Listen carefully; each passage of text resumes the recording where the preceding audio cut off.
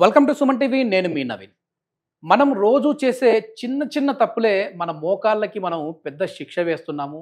వాటిని ఆపరేషన్ వరకు తీసుకొని వెళ్తా ఉన్నామని చెప్పేసి డాక్టర్ చేతన్ రాజు గారు చెప్తున్నారు. అసలు మనకు మోకాళ్ళు హెల్తీగా ఉండాలంటే నీ హెల్త్ కోసము ఎట్లాంటి ప్రికాషన్స్ తీసుకోవాలి, మనం రోజు చేసే చిన్న చిన్న మిస్టేక్లు ఏంటి, ఒకవేళ మోకాళ్ళ నొప్పులు వచ్చిన వాళ్ళు సర్జరీ వరకు వెళ్లకుండా హోమియోపతి మందులతో ఏ విధంగా వీటిని ట్రీట్ చేసుకోవాలనేది సార్ని అడిగి తెలుసుకుందాం. ప్రస్తుతం మనతో celebrity homeopathy expert doctor Chetan Raju garu ఉన్నారు. హాయ్ సార్, నమస్తే అండి. నమస్తే సార్. సార్, నీ హెల్త్ చాలా వరకు అందరూ ఈ మధ్య మంచి ఫేమస్ అనేది గట్ హెల్త్. సో ఈ గట్ హెల్త్ బాగుంటేనే మనకు అన్ని బాగుంటాయి అంటుంటారు. కానీ మనం మొత్తం టోటల్ బాడీని మోసేది మన మోకాలు. సో ఆ మోకాలు హెల్తీగా ఉండాలంటే ఏం చేయాలి? మనము రోజు చేసే చిన్న చిన్న మిస్టేక్లు ఏంటివి సార్? రోజు చేసే చిన్న చిన్న మిస్టేక్స్ కన్నా నేనేం చెప్తానంటే, కొన్ని మర్చిపోతాం మనం విత్ టైం.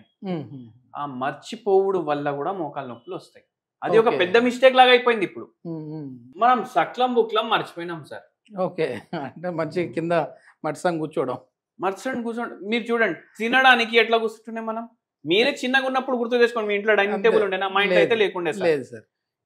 కింద కూర్చొని సక్లం బుక్లం వేసుకొని మనం తింటుండే, అవునా కాదా? తినుడే కాదు, ఎంతమంది వంటింట్లలో ఇట్లా modular kitchen, western kitchen, chimney గిమ్నీ ఇవన్నీ లేకుంటుండే, కింద కూర్చొని కిందనే వండుతుండే. అవును సార్, అవునా కాదా?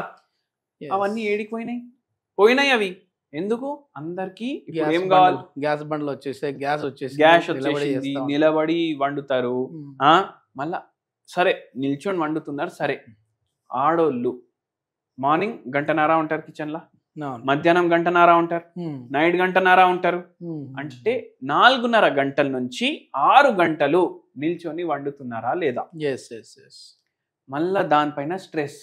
వాళ్ళ ఆయన షర్టు ఇస్త్రీ చేపించి పెట్టలేదు, దానికి ఒక లొల్లి.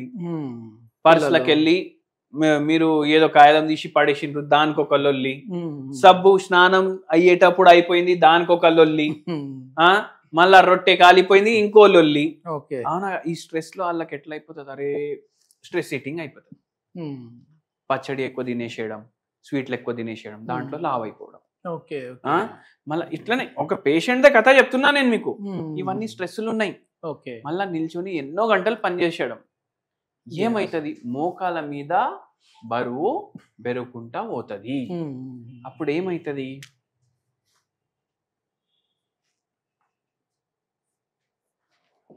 ఇది నీ జాయింట్ అనుకోండి, ఇది నీ జాయింట్ అనుకోండి. ఇది మధ్యలో ఉండేది స్పంజు. ఆ స్పంజ్ ని ఏమంటారు? కార్టిలేజ్ అంటారు. ఇప్పుడు ఇది ఇట్లా బరువు పడితే ఏమైతుంది? నిల్చున్నప్పుడు ఈ గ్యాప్ ఇంకా తగ్గుతుంది. ఇప్పుడు ఎన్ని గంటలు నిల్చుంటున్నారు? 6 గంటలు నిల్చుంటున్నారు. ఏమైతుంది? 6 గంటలు కార్టిలేజ్ మీద ఎక్కువ ప్రెషర్ పడుతుంది. అవి గుజ్జు అరగడం స్టార్ట్ అవుతుంది. గుజ్జు అరగడం స్టార్ట్ అయ్యి డీజనరేటివ్ చేంజెస్ వస్తాయి. ఇప్పుడు ఇది డైరెక్ట్ ఇట్లా అయిపోతుంది, డిఫార్మిటీస్ వస్తాయి. ఈ పేషెంట్కి కూడా అట్లనే అయింది. ఏమైతుంది తెలుసా మీకు? ఈ పేషెంట్కి అడిగిన ఏముంది బాధ? ఈ చిన్న చిన్నవి చెప్పిర్రన్ని. ఓ అంటే తిట్టుడు, అత్తయ్య తిడుతుంది, ఆయన తిడతాడు, వాళ్ళు తిడతాడు, పిల్లలు తిడతారు, అందరు తిడతారు. మీరు చెప్పుకోరా అంటే, నాకు చెప్పుకునే అలవాటు లేదు అన్నారు పేషెంట్. నైట్ టైం అందరు పడుకున్నాక ఏడవడం, మళ్ళా ఆ ఏడవడం కూడా ఎవరికి చెప్పుకోకపోవడం. అంటే ఆడవాళ్ళు ఎట్లుంటారు చూడండి మీరు, మొత్తం బాధ పెట్టుకుంటారు లోపటే. దాంట్లో ఈ బాధ, ఈ పొజిషన్ తోటి ఇంకా ఎక్కువ మోకాలు నొప్పులు పెరిగినాయి. సర్జరీ వరకు వచ్చింది. మనం ఏం చేసినాం? హోమియోపతి మందులు ఇచ్చినాం. హోమియోపతి మందులు ఇవ్వడం, సర్జరీ కూడా డిలే అయింది. గుజ్జు కూడా ఆ ఏజ్ ప్రకారం ఎట్లుండాలి అట్లా అయింది. భగవంతుడి దయ వల్ల మంచిగా అయిపోయింది. ఇంకోటి కూడా నేను ఈ పేషెంట్ కి కూడా అడ్వైస్ ఇచ్చినాం, కానీ అది అందరు ఇప్పుడు చేయడం కష్టం అనేసి అనుకుంటారు. కానీ కింద కూర్చొని తినడం, కింద కూర్చొని వండడం. మీ పిల్లలకి కూడా డైనింగ్ టేబుల్ అలవాటు చేయకండి. చిన్న పిల్లలు ఉన్నా కింద కూర్చొని తినండి. మీకు మోకాలు నొప్పులు లేకున్నా కింద కూర్చొని తినండి. మీకు మోకాలు నొప్పులు ఉన్నా కింద కూర్చోడానికి వస్తుంది, లేవడానికి వస్తుంది, నొప్పి ఇంకా తగ్గినట్టు అనిపిస్తుంది అంటే మీరు కూడా కూర్చొని తినొచ్చు. మామూలుగా వాష్రూమ్కి వెళ్ళినప్పుడు కూర్చునే పొజిషన్ బట్టి కూడా మనకు మోకాలు నొప్పులు వస్తాయి. సరే, ఇప్పుడు వెస్టర్న్ వాడుతూ ఉన్నారు ఎక్కువ. ఒకప్పుడు ఇండియన్ టాయిలెట్స్ వాడేవాళ్ళు. సో దీనిలో వల్ల కూడా ఏమన్నా వస్తాయి మనకి? చూడండి, ఇండియన్ టాయిలెట్ వాడినప్పుడు ఎంత మందికి మోకాలు నొప్పులు ఉండే మీరు చూసుకోండి. మరి అసలు ఇండియన్ టాయిలెట్ వాడడం వల్లనే మోకాలు నొప్పులు వస్తుంటాయి అంటుంటారు కదా? అట్లా అంటే అందరికి మోకాలు నొప్పులు ఉండాలి ఇంతకు ముందు ఎంత మందికి ఉంటుండే?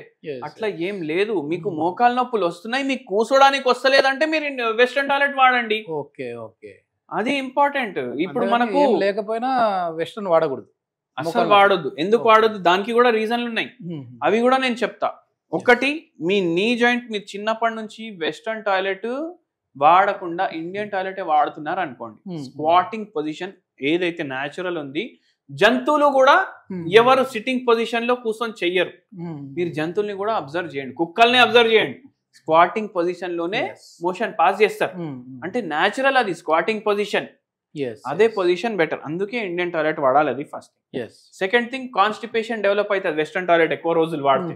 మళ్ళీ ఇంకోటి ఏంది అంటే, ఏదైతే ఇండియన్ టాయిలెట్ మీరు చేసినాక లేచి ఫ్లష్ చేస్తారు కదా, అది ఈజీగా మొత్తం వెళ్ళిపోతుంది. అయితే బ్యాక్టీరియల్ గ్రోత్, ఫంగల్ గ్రోత్ అవి ఎక్కువ కావు. వెస్టర్న్ టాయిలెట్ లో బ్యాక్టీరియల్ గ్రోత్, ఫంగల్ గ్రోత్ ఎక్కువ అవుతుంది. ఇన్ఫెక్షన్ స్ప్రెడ్ అయ్యే ఛాన్స్ ఎక్కువ ఉంటది. యూటీఐలు ఎక్కువ స్ప్రెడ్ అవుతాయి. లేడీస్ లో మీరు చూడండి, చాలా మందికి యూరినరీ ట్రాక్ట్ ఇన్ఫెక్షన్లు ఎందుకు అవుతాయి? అవునా కాదా? ఇప్పుడు చదువుకున్న వాళ్ళు చెప్తున్నారు, అరే వెస్టర్న్ టాయిలెట్ వాడాలి లేకపోతే మోకాలు నొప్పులు వస్తాయి. అట్లా ఏం లేదు. సెంచురీస్ అంతే, వంద ఏండ్ల నుంచి ఇండియన్ టాయిలెటే వాడుతుండ్రు. అయితుండేనా ఇంతకుముందు ఇంత మోకాలు నొప్పులు? మోకాలు నొప్పులు అవ్వడానికి 100 ఫ్యాక్టర్లు ఉన్నాయి. దీని వల్లనే అని ఉండుంటే మన తాత ముత్తాత వాళ్ళ ముత్తాత అందరికి జీవితాంతం మోకాలు నొప్పులు ఉండి ఉంటుండే. అవునా కాదా? అదే విధంగా మామూలుగా దీనికి సంబంధించి మోకాలు నొప్పులు ఉన్నప్పుడు ఎక్కువ దూరం అంటే వెయిట్ లాస్ అవ్వాలని చెప్పేసి ఎక్కువ దూరం నడిచినా, ఎక్కువ దూరం మామూలుగా రన్నింగ్ లాగా చేసినా కూడా మోకాలు అరిగిపోతాయండి. ఇవాళ ఒక్కరోజు మీరు వాకింగ్ చేస్తున్నారు అనుకోండి, మోకాలు నొప్పులు అవుతాయి ఆ రోజు నైట్. ఓకే, రోజు చేస్తే ఏమవుతుంది? బాడీకి అలవాటు అయిపోతుంది. ఒక్కటేసారి చెయ్యొద్దు. ఫస్ట్ 10 minutes తోటి స్టార్ట్ చేయాలి, మెల్లమెల్లగా దాన్ని 15 minutes తీసుకెళ్ళాలి, హాఫ్ అన్ అవర్ తీసుకెళ్ళాలి. ఇంకోటి, రన్నింగ్ చేస్తున్నారు అంటే ఫస్ట్ డే నుంచి రన్నింగ్ చేయొద్దు. ఎందుకు? ఇప్పుడు మీరు 50 కిలో మోస్తున్నారు మోకాల మీద అంటే సడన్ గా మీరు రన్నింగ్ అప్పుడే స్టార్ట్ చేస్తే ఒక్కటేసారి 200 కిలో వెయిట్ బరువు పడుతుంది మోకాల మీద, ఫోర్స్. స్లోలీ ఫస్ట్ వాకింగ్, దాని తర్వాత ఫాస్ట్ వాకింగ్, బ్రిస్క్ వాకింగ్, దాని తర్వాత 5 నిమిషాలు రన్నింగ్, 20 నిమిషాలు వాకింగ్, దాని తర్వాత 15 నిమిషాలు రన్నింగ్, 15 నిమిషాలు వాకింగ్, అట్లా గ్రాడ్యువలీ మోకాల్ని స్ట్రెంత్ చేసుకుంటా పోవాలి. అట్లా ఇది మొత్తానికి మనం చేసే చిన్న చిన్న మిస్టేక్స్. అంటే ఇంతసేపు కూడా మనం డిస్కస్ చేసింది ఏదో పెద్ద ఇంటర్వ్యూ లాగా మనం చేయలేదు.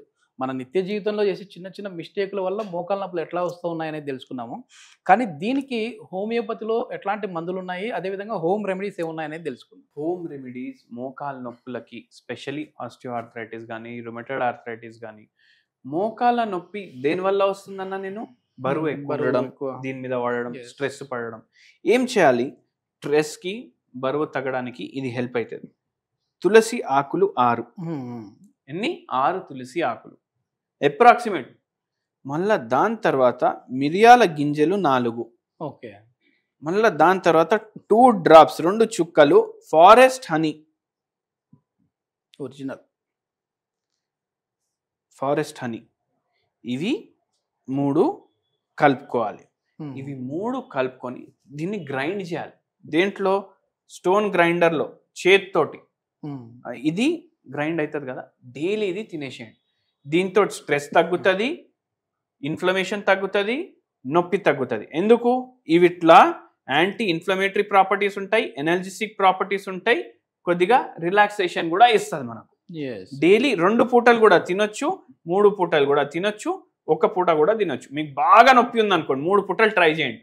మీకు జర మేనేజబుల్ ఉంది, జస్ట్ కొద్దిగా ఉందనుకోండి, ఇట్లా ఒక్కటేసారి తీసుకోండి, సరిపోతుంది. ఒకవేళ హోమియోపతి మందుల్లో వెళ్ళాలంటే ఏంటంటే ఏమున్నాయి? హోమియోపతి మందుల్లో వెళ్ళాలంటే ఓన్లీ మోకాల నొప్పికి 1000 మందులకైనా ఎక్కువ మందులు ఉన్నాయి.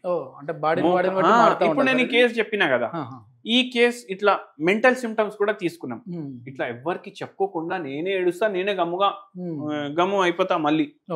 అట్లాంటి వాళ్ళకి ఒకటి ఉంటది, ఏమైనా వాళ్ళ మోకాల నొప్పులు ఉన్నాయి, మనసులో ఏమైనా అనిపిస్తే డైరెక్ట్ టక్ అని చెప్పేసేయడం.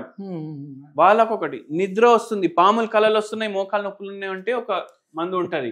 స్వీట్లు ఇష్టం, మోకాలు నొప్పులు వస్తున్నాయి అంటే ఒక మందు ఉంటది. అయితే పేషెంట్ మన దగ్గర వస్తే మన హోమియోపతి ట్రీట్మెంట్ అంటే వాళ్ళ బాడీ తత్వాన్ని బట్టి మందు మారుతూ ఉంటుంది. మా బాడీ తత్వాన్ని బట్టి రోగాన్ని బట్టి, ఎందుకంటే ఆ బాడీ తత్వాన్ని బట్టి కొన్ని మందులు వస్తాయి మైండ్ లో, మళ్ళా రోగం ఏముంది అది కూడా తగ్గాలి మందుకి, అప్పుడే అది మంచిగా అవుతుంది.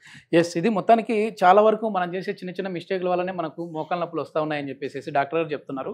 సో ఇట్లాంటి మిస్టేక్స్ చేయకుండా మీరు ఉండాలని చెప్పేసి కోరుకుంటా ఉన్నాం. అదేవిధంగా ఏదైనా మీకు ఇప్పుడు మోకాళ్ళ నొప్పులు ఫస్ట్ స్టార్టింగ్ స్టేజ్ కానీ లేదంటే 4th స్టేజ్లో కానీ ఉన్నా సరే హోమియోపతిలో ది బెస్ట్ మెడిసిన్స్ ఉన్నాయని చెప్పేసి చేతన్ రాజు గారు చెప్తున్నారు. ఫర్దర్ ఇన్ఫర్మేషన్ గురించి డాక్టర్ గారి కాంటాక్ట్ నెంబర్ ప్రొవైడ్ చేస్తున్నాం, మీరు నేరుగా సార్తో మాట్లాడచ్చు. Thank you sir.